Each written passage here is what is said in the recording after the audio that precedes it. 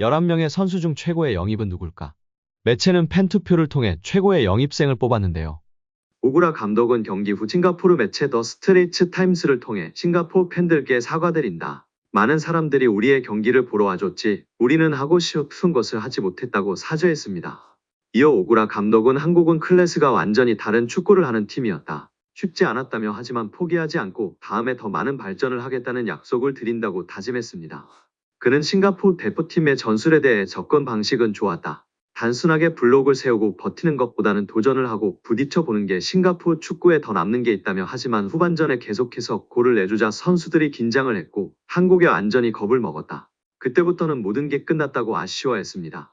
이강인의 활약에 소속팀 파리가 이를 조명했습니다. 파리는 공식 SNS를 통해 경기에 앞서 우리 미드필더 이강인이 한국 대표팀에서 선발로 출전한다라고 알린 뒤 경기 후에는 이강인의 멀티골로 한국이 대승을 얻었다. 싱가포르를 상대로 7대0 승리를 따냈다라고 전했습니다. 프랑스 매체 카날 서포터즈는 한국의 7대0 승, 파리의 19번 이강인은 자신의 재능과 기술적인 자질을 모두 보여줄 멀티골을 터뜨렸다라고 칭찬했습니다. 이어 RMC 스포츠는 이강인이 1시간도 안 돼서 2골을 집어넣었다. 멋진 활약을 보여줬다. 첫 번째 골을 특별히 더 언급되어야 한다. 멋진 기술로 상대를 제치고 힘차게 마무리했다. 두 번째 골 당시에는 주민기의 도움을 받아 왼발로 멀티골에 성공했다라고 전했습니다. 르파르쟁은 이강인은 볼을 잡은 뒤 상대를 순식간에 제치고 강력한 슈팅으로 골문 구석을 꽂아버렸다. 놀라운 속도였다라고 설명했습니다. 여기에 한 프랑스 현지 축구 팬은 음바페에게 니어포스트 슛 기술 배운 것 같다며 이강인 선수와 음바페 선수의 슛 장면을 비교하였습니다.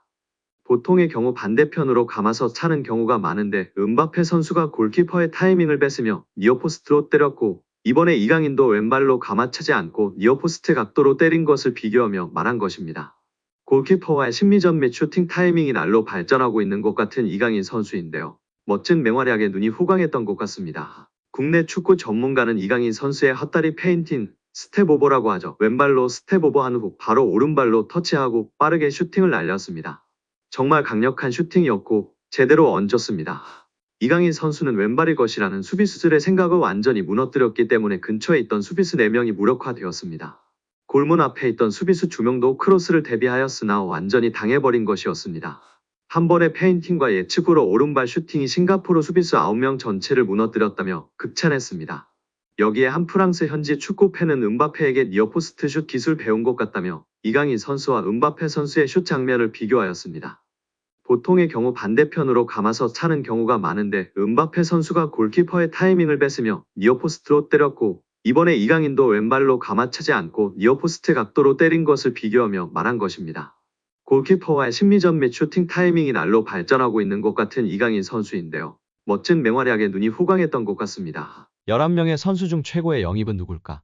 매체는 팬투표를 통해 최고의 영입생을 뽑았는데요. 팬들의 선택은 가장 먼저 루카스 에르난데스였는데요. 역시 검증된 최고 레벨의 선수가 최고의 영입으로 꼽혔습니다. 2위는 우스만 덴벨레였습니다. 그리고 3위는 이강인입니다.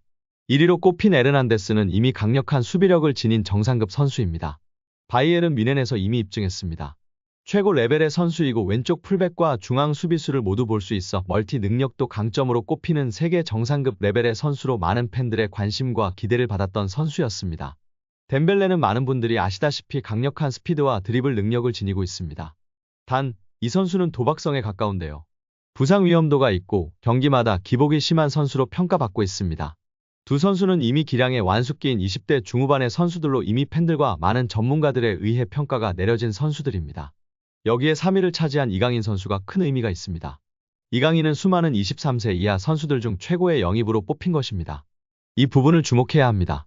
PSG가 영입한 영권들 중 최고의 잠재력을 가지고 있고 팬들의 관심과 사랑을 받고 있다는 의미입니다. 이강인보다 낮은 투표를 받게 된 우가르테 선수는 포르투갈 스포르팅 리스본에 2021년 입단한 뒤 주축 미드필더로 자리매김했던 선수입니다. 첫 시즌부터 25경기를 소화하며 주목받았고 우루과이 대표팀에도 뽑혔습니다. 2022년도 시즌에도 리그 31경기에 나왔으며 2022 국제축구연맹 카타르 월드컵 본선에도 이름을 올렸습니다. 지난 3월 한국과의 평가전에도 출전한 바 있습니다. 첼시 등 복수의 팀들로부터 관심을 받았던 우가르테였으나 PSG가 결국 더 많은 돈을 앞세워 영입에 성공한 것으로 알려져 있습니다. 우가르테의 이적료는 6천만 유로 약 854억 원으로 알려져 오버페이가 아니냐란 소리까지 들었던 PSG입니다. 또한 정통 공격수에 대한 갈망으로 하무스를 임대했다가 최근 완전 이적시켰는데요. PSG가 벤피카 구단에 지불할 이적료는 최대 8천만 유로 약 1132억 원으로 알려져 있습니다. 기본 이적료는 6,500만 유로 약 920억 원에 옵션 1,500만 유로 약 212억 원이 더해지는 형태입니다.